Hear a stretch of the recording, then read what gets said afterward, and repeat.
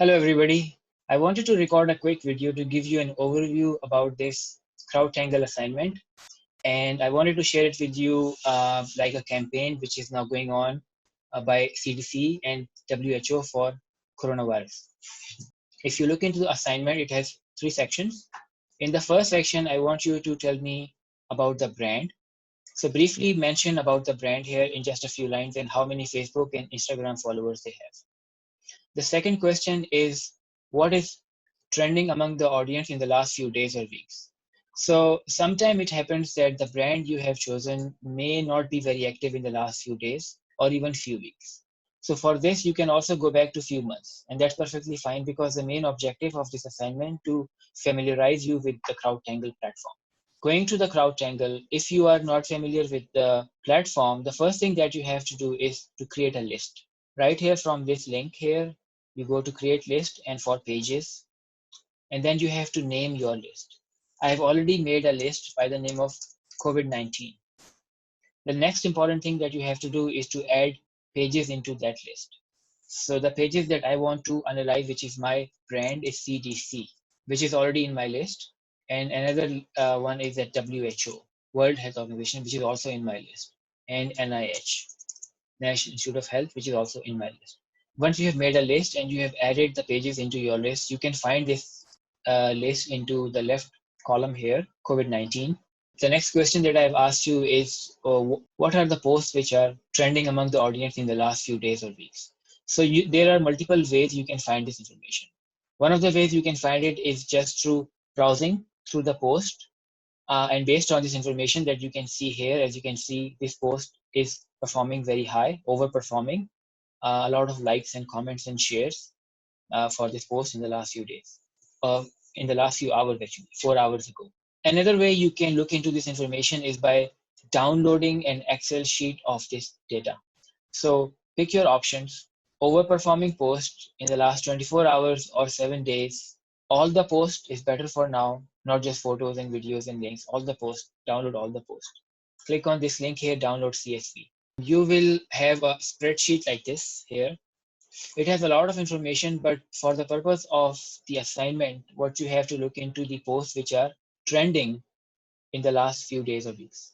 So now I only have CDC posts here, and I can see that in the last 7 days, CDC has posted native videos, YouTube videos, and photographs and photos. Moving on, I can see the posts which have received the most likes, which is the first one. I can also see user engagement in terms of the comments, which is high among for the post number 10 and for the post number, the first post. As you have read in module 1, the shares is a very important indicator of how your users are engaging with those posts. So definitely post number 1 is being shared widely, and also these 3 posts. So look into these posts. And then you can also look into the emojis, the love, wow, haha, sadness count, and angry and thankful count. I would urge you to look into all sorts of these emojis and see if there are any big outliers. For example, this one here, post number 13 has generated a lot of sadness. And why is that? Let's look into it later. Similarly, post number 17 has a lot of love count to it. Video length is also important because at some point you may want to understand that whether your users are engaging with longer length videos or shorter length videos, and so what we should do in the future, because there are certain videos which is only 10 seconds long and others are 1 minute long and 30 seconds long. So the first important thing that I would like to know is why post 1 is so overperforming in terms of likes, comments, and shares. So you copy this link. So I went to the CDC, and this is the post. It is a native video, and it talks about preventive measures. It has 17,000 likes, 2,000 comments, 23,000 shares. Looks like the video is overperforming. So based on this information, you can clearly see that your overperforming post is post number one here. Looking further down, you can also see another post, this one, which is overperforming. Let's see why. And so this post is Caregivers know what to do in case of a COVID-19 outbreak in your community, know what medication your loved one. And so this post is different. It's more about the older adults community, caregiver community, to helping people in your community, in your neighborhood. And this also has a lot of. So immediately you can see that among all of these posts in the last 7 days, these two posts, they stand out. And then you can write a quick analysis of why these posts are trending. There was another very important thing that I noticed was in terms of emojis. And I wanted to see why that particular post has generated so much sadness. And that is the post which is March 21 at 1:30. So, okay, so this post generated a lot of sadness, and a lot of comments and shares. So this gives you a little overview about these three important posts which are trending among your audiences. Next question is, what post types audience generally like? Again, going back to the spreadsheet, you can clearly notice that the type of post which audience generally like, which is this information right here. So if you sort this information based on largest to smallest, so this one is also something which audience generally like. So go to the link here, this link, and analyze the post, what people are talking about and why people generally like this post, and just mention it in the assignment. And another way to look into it is basically look into the overperforming posts. What topics the audience generally do not like. So the simple way to finding this information is going into this link here and say underperforming. And when you see underperforming, now these are the posts which are not doing well. So you can go to the post right from here, go to post, and see why it's not performing. The next important question is about campaign specific details. So what is a campaign? So campaign is something whenever your brand is launching a new brand or a new service, or there is a crisis going on, or there's something going on for which there is a coherent, a very concentrated, a very focused messaging campaign going on by your brand during a certain time period about promoting a certain message. So find that. You can Google search for it. For example, if you are looking into brand Patagonia and see Patagonia campaigns 2019, you may find a few names that you can then further look into for your campaign. And based on that information you get from Google search, then go back to the CrowdTangle, and within that time period, look into the Facebook and Instagram posts that they have made for that particular campaign. So that's basically a campaign. For me, CDC and WHO and NIH, all of these brands are definitely focusing on COVID-19 now. So that is a campaign going on. It's a health educational campaign. If you have questions about what your campaign is for your brand, I'm happy to talk separately about it with you. So briefly introduce the campaign with a web link. So just mention a few lines about what the campaign is all about, and then if possible, there is a link to their website or a blog or something, then post it here. In your opinion, what is the overall sentiment, positive, negative, neutral of the campaign across the two platforms? Which is the emojis? Because these are the sentiments. Why certain posts are more about the haha, which is sort of a mockery response to it. Now these two posts, look into these two posts for your brand. Look into these posts which are higher in terms of the share, in terms of the love, why people love these two posts, this one, and then same for the sadness and angry, especially angry. And then briefly mention about the sentiment analysis, positive, negative, and neutral of the campaign. Mention these for both your Facebook and the Instagram posts. Any major difference you find in the way campaign has run across two platforms? It's a very subjective answer that I've written here. So look into these posts across your two platforms, Instagram and Facebook, and see if there is a difference in the way these posts are organized by your brand, or these posts are designed by your brand. Is your brand using more photographs on Instagram? Definitely, because it's a more visual platform.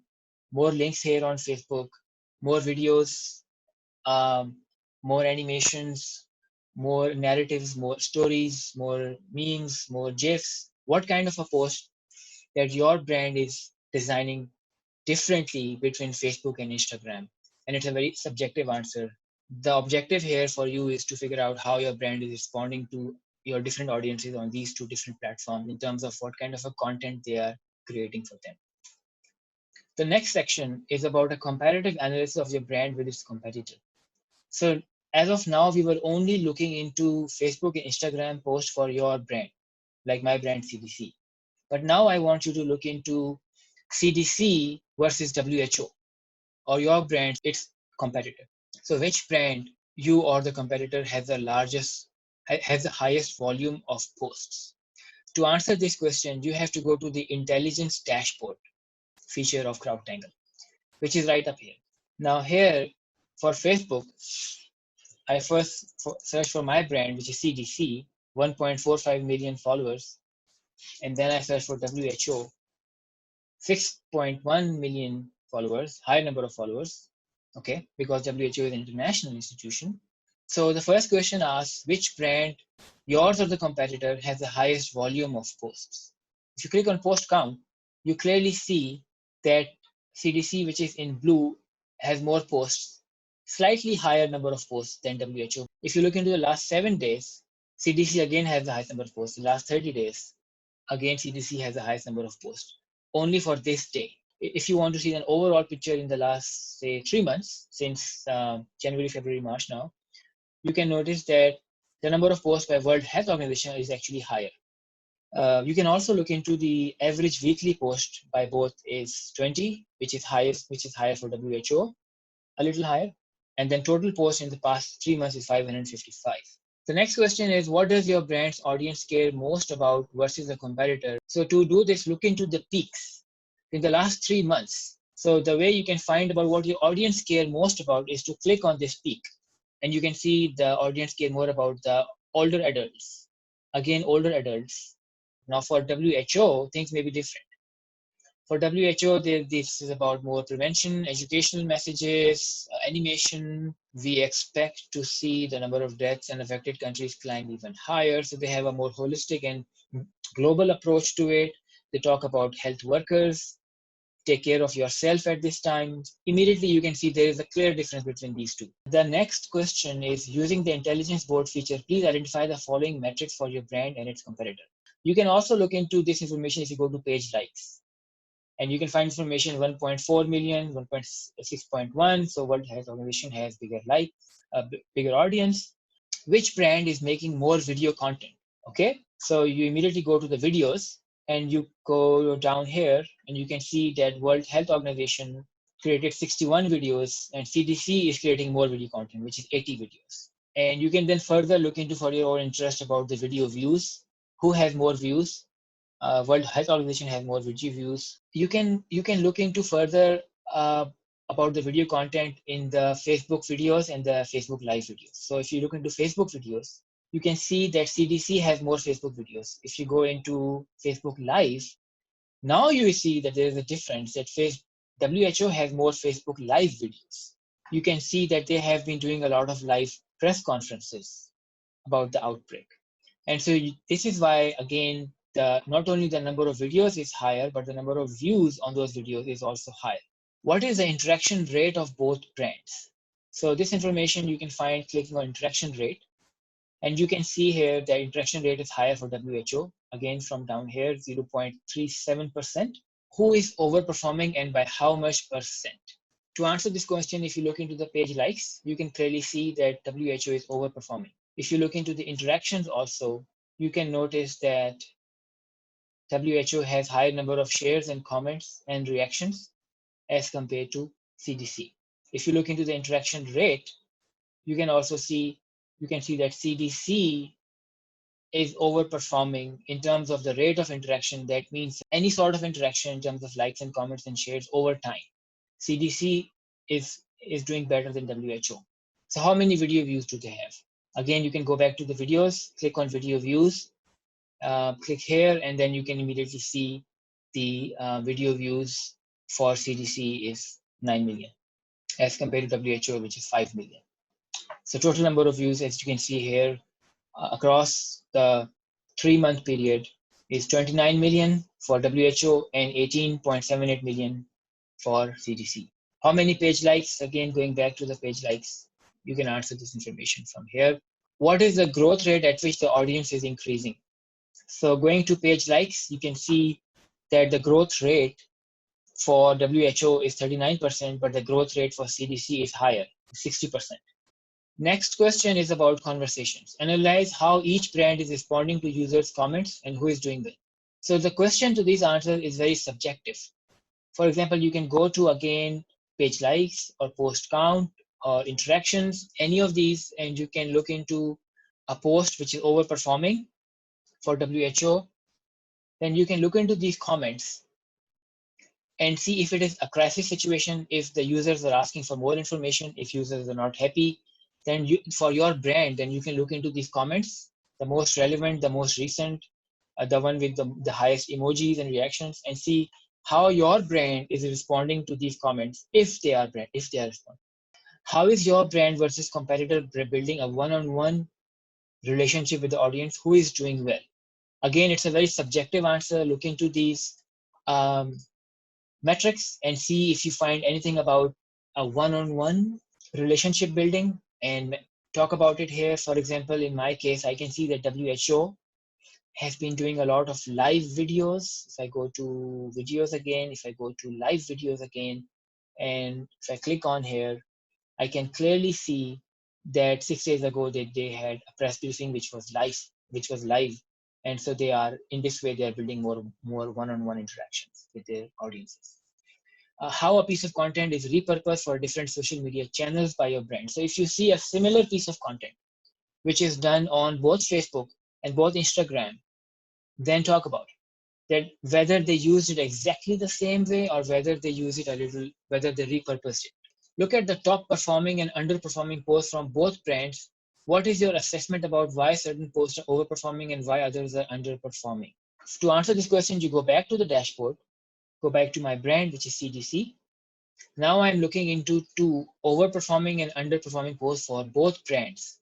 That diabetes, a post about diabetes 17 minutes ago, when we were just talking, is overperforming now. But if I click on underperforming, now this post 5 hours ago about National Drug and Alcohol Facts Week celebration 10 years is not overperforming, is underperforming. And so this is a lesson learned for you as a social media manager to avoid such posts. Or if maybe you have some other conclusion to it. Maybe you want to repurpose it in a way which is relevant to the COVID-19 crisis going on.